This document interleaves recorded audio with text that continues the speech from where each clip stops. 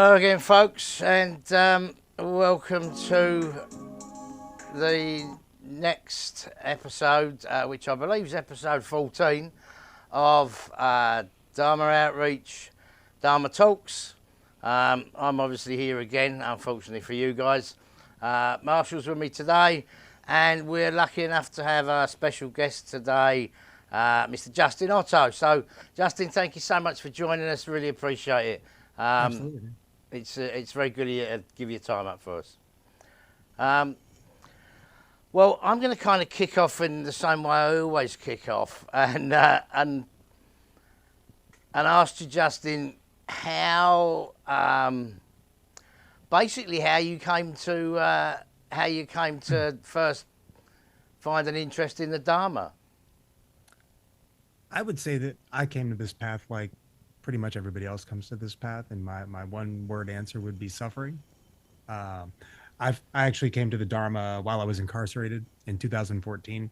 I was I'm a recovered heroin user, and I found myself in jail for the first lengthy stay ever.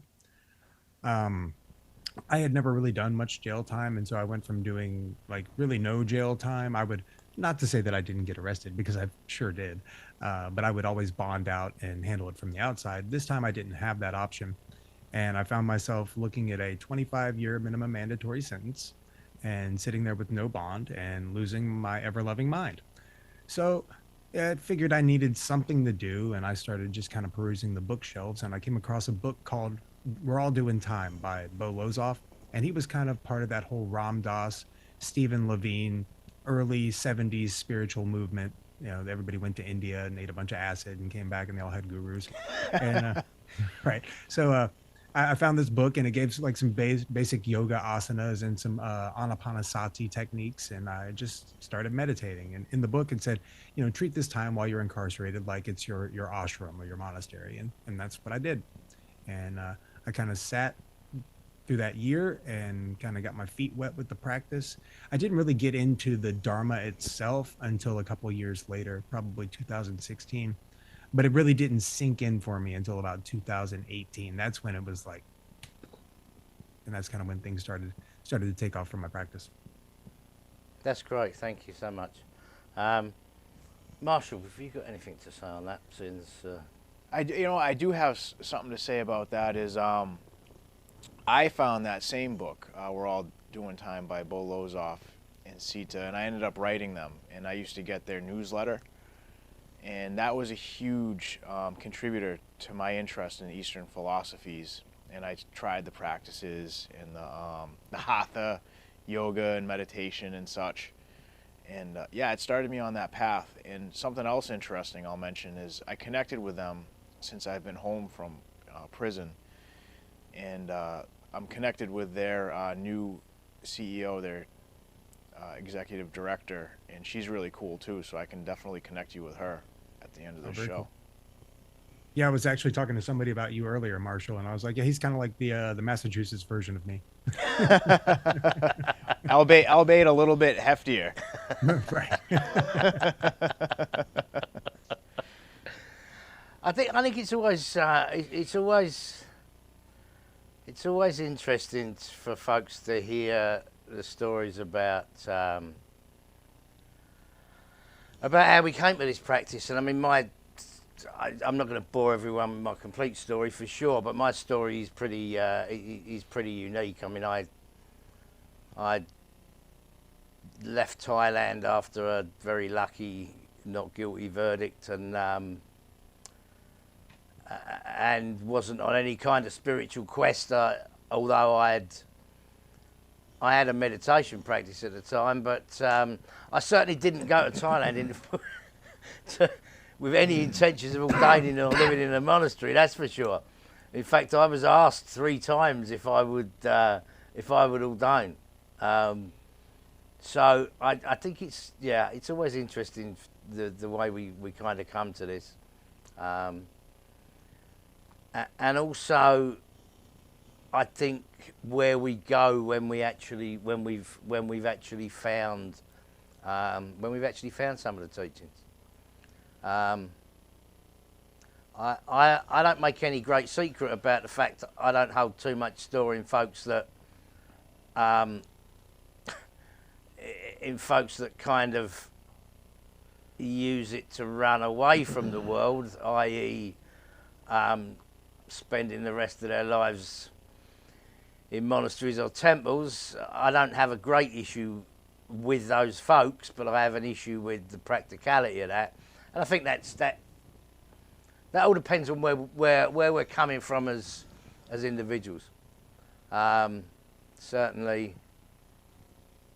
I take a very unorthodox kind of although I took a very orthodox path for 8 years. I lived in Thailand for 11 years, and for 8 of those years, I lived in a Thai forest there. So, yeah, I think it's interesting how we come to it. And Justin, if I can ask, how do you find the practicalities of the teachings to be maybe more beneficial is the word, than some of the more ritualistic and ceremony based stuff? Oh, absolutely, 100%. You know, I think they say in the 12-step rooms, if it's not practical, it's not spiritual, and I kind of took that to heart. And that's what really drew me to the teachings, is they are very practical. It's just like, here, if you want to live a better life, just follow this path, follow these steps, get your sila in order. That will help your samadhi, and the samadhi will lead to panya. And that's kind of my story. It was like, all right, well, I need to get my life together, because when I was sitting to meditate, you know, like I said, I found meditation in 2014. I didn't officially get off of drugs until 2018. So I was still meditating, but all the kind of questionable ethical stuff that I was doing was always the first stuff to come up when I would sit. So it was really important to get my sila in order, you know, my morality, my ethics, in order to really further my sitting practice and get my samadhi to the place where I feel it's in a good position. That's especially interesting for me, Justin, because I've had a meditation practice of sorts now for about 40 years, actually. But certainly in the first half of that, I was certainly in active use, and people would. I would go on one of my wanting to tell everyone about Buddhist teachings and meditation, while everyone around me was laughing and said, "Yeah, that's okay while you're sitting there causing no one any trouble, but half hour later you're running around like you had your hair's on fire." That was when I had hair. But I found that all the benefit of that in the past came to fruition, certainly in the first 4 years. And it was extreme, obviously. I mean, I'm in Thailand and decided, or was asked, if I wanted to go live in a forest, basically. But all the time that people were telling me I was wasting my time kind of came to fruition, certainly in those first 4 years. After the first 4 years, I had issues because they were service issues. They were service issues, which led me to arrive in Chicago after 8 years living in the Thai forest. But it's interesting that you say that you had this meditation practice while you were in active use, because I did for a long time. And I guess the message there is that you know, however bad we think our practice might be at any one time, at least we're practicing. Yeah, for sure. So, Justin, I really don't know much about you back then. Did you work with folks that are in recovery now? Yes, I do. Right. Okay. I work as a recovery coach, and I also facilitate a meditation sitting group here in town, and that brings in a lot of people that are in recovery, you know. He- I don't necessarily bill it as a recovery group, but I don't think I have to because, I really feel that the whole of the Dharma is about recovery from addiction. Absolutely, I'd agree with you absolutely. Although we don't see, we might not actually see the word addiction written in Pali translations. There's plenty of there's plenty of mentions of it by plenty of other names. So yeah, I quite agree with you. Right. Do you find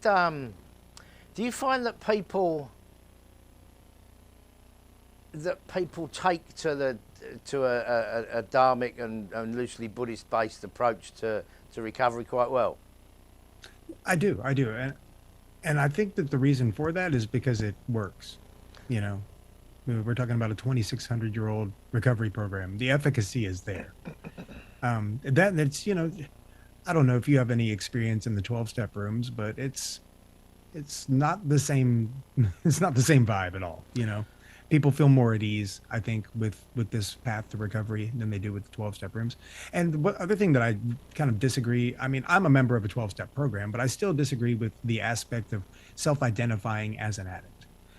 For me, from a Buddhist and from a Dharma perspective, addiction is something that has happened to me. It's not something that I am. It's something that I have experienced. It's a learned behavior, which means that it can be unlearned.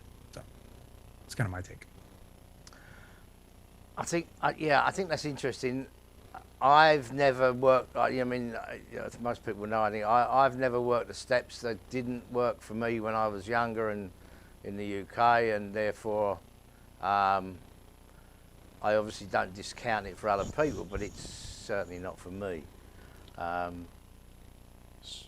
So yeah, so I really vibe with that, and like that's something I noticed is. Within like that path of development, and like we see a lot of people in recovery. Justin, I'm sure you see a lot of different people at different stages of recovery, and I look at it like self-development and working in this field of health and recovery. It becomes like something that people expect from you because the whole peer support model. Like people, you got to relate to people, and people want to understand what your experience was and what gives you that little edge in helping other people. And I'm getting to that point where it was important when I started doing this work. I was trained to do this work, educated to do this work. I have the life experience, so I understand what somebody else is going through when they're experiencing drug addiction. But I think at some point along that path of development where you've gotten far enough away from that addictive behavior, that you don't want to identify with that, and I've been feeling that a lot lately, and I see a lot of people will get stuck in that mode of thinking and cycling, and then I ask myself the question of if you continue to identify with like some of like the worst part of your experience or your life, like are you just holding yourself back from jumping into that next stage of life, that next stage of self-development? What do you think about that? I think so. I think you're definitely holding yourself back. And you use the phrase getting away from the addiction, but we never truly get away from addiction. We just get away from the addiction to harmful substances. Human beings are addicts at heart. We cling to pleasure, we push away from pain. That's what we do.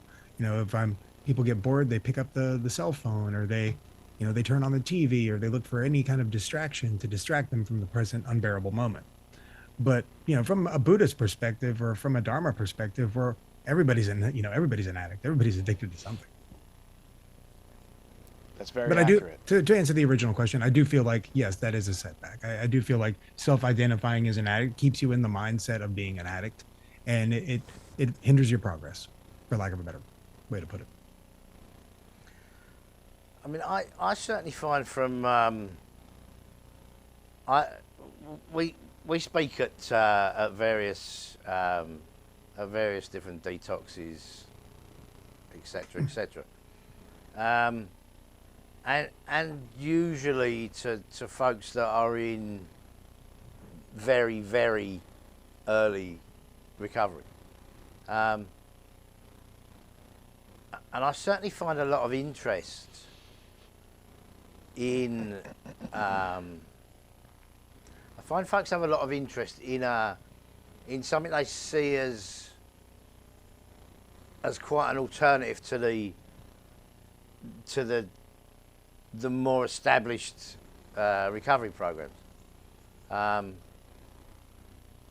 which is, I think, quite a, I mean, it's obviously a good thing.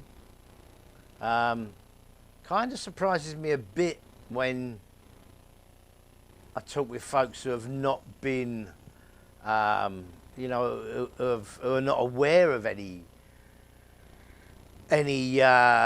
Dharma-based recovery programs, because they've been out there for a while now. So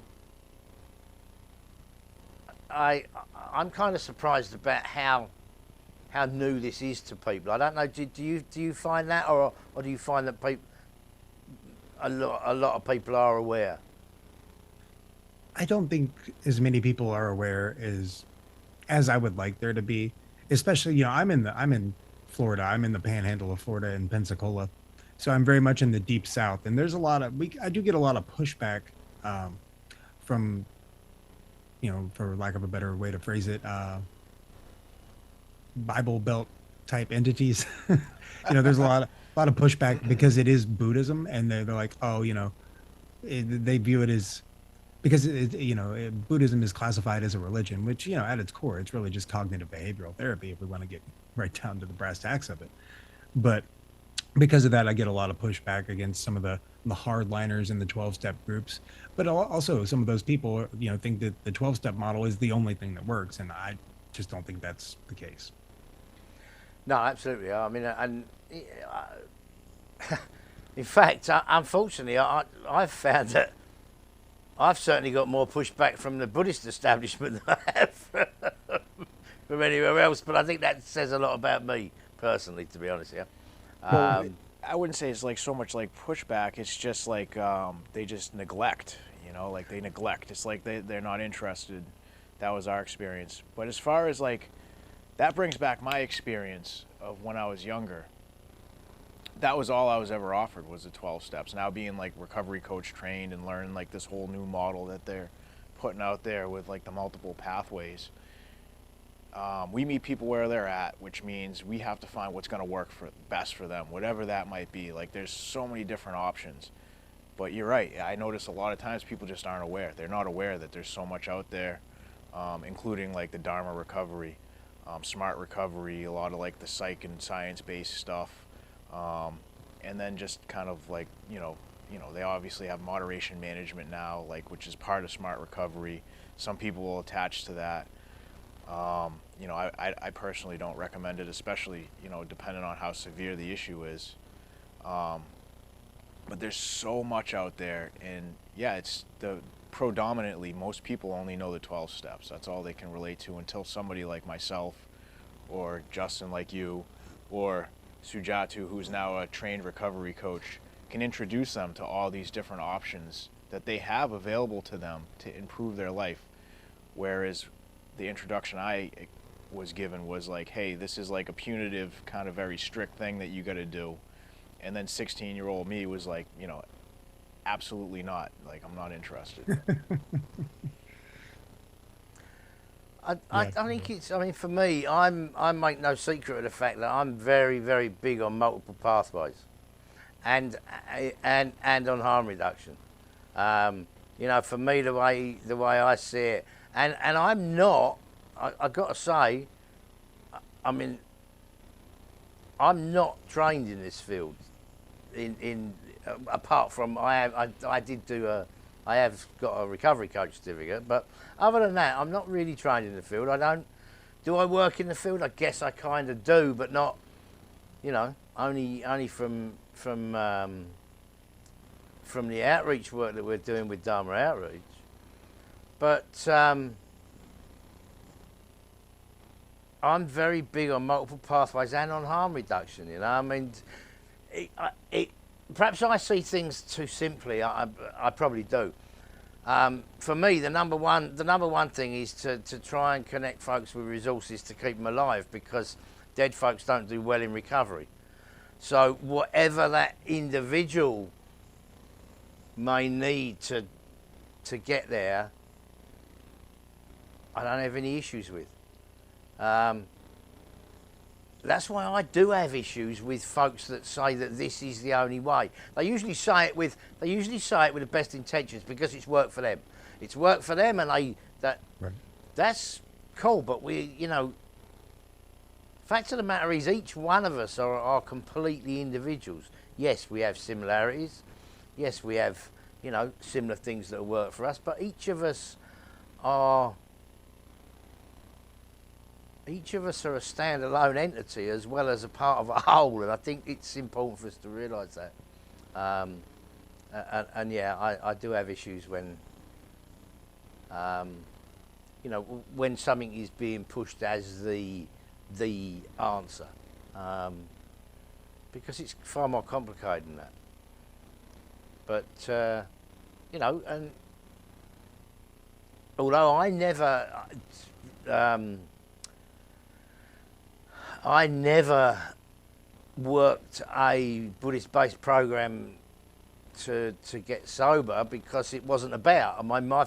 I first got involved with refugee recovery in Thailand when they had a meeting in Thailand, which was, I think, it was very soon after.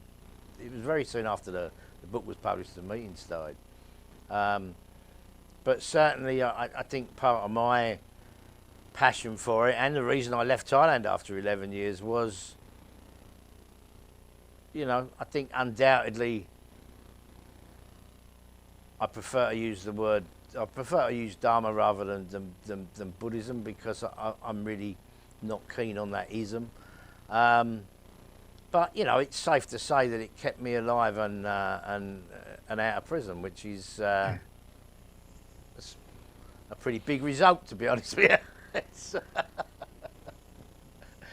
Yeah, I would say so.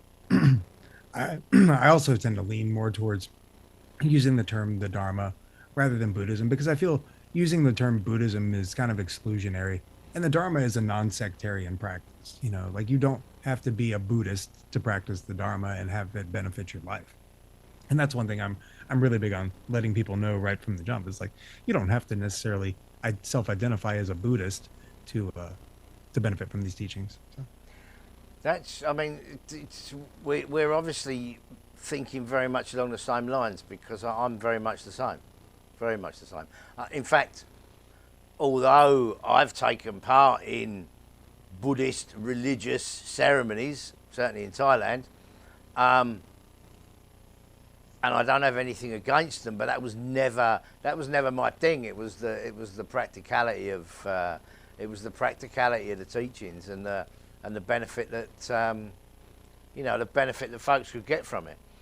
To be honest with you, whether people had lit the right amount of candles or were burning the right amount of sticks of incense was absolutely of no interest to me whatsoever, and it still isn't. Which kind of doesn't make me very popular with the Buddhist establishment, but that's another story. Right. I usually go on a rant once for a couple of minutes on these recordings, and I'm trying not to do it this time, so I'm not going to. Yeah, I agree with you. I couldn't care any less about any of the proper amount of candles or the right, none of that matters to me.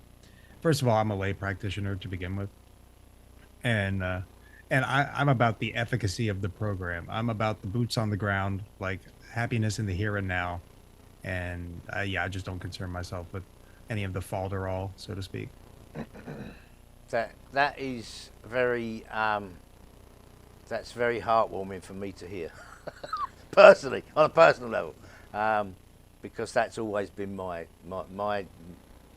spin on it has always been it's the practicalities, not the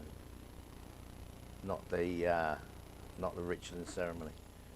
So, Justin, I know you're very active out there. I know you're doing a lot of stuff. Tell us some of the stuff you got going on and some of the stuff you got planned for the future. We'd love to hear it. Let's see. Right now, as I said, I facilitate a sitting group here. I was trained to facilitate groups through Wild Heart Meditation Center in Nashville under Reverend Mikey Noshel and Andrew Chapman. They're both amazing. If you haven't checked out Wild Heart Meditation Center, you can go to their website, wildheartmeditationcenter.org, and check out what they've got going on. As I said, they're based out of Nashville. I'm in Pensacola.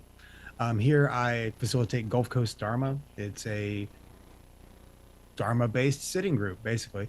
It is your standard sitting group. There's about a 20 to 30-minute Dharma talk, a sitting meditation, guided sitting meditation, generally Vipassana, Anapana, or one of the Brahma Vihara meditations, and then a discussion period. As I said, I also work as a recovery coach at a Mindful Living Retreat Center here in Pensacola.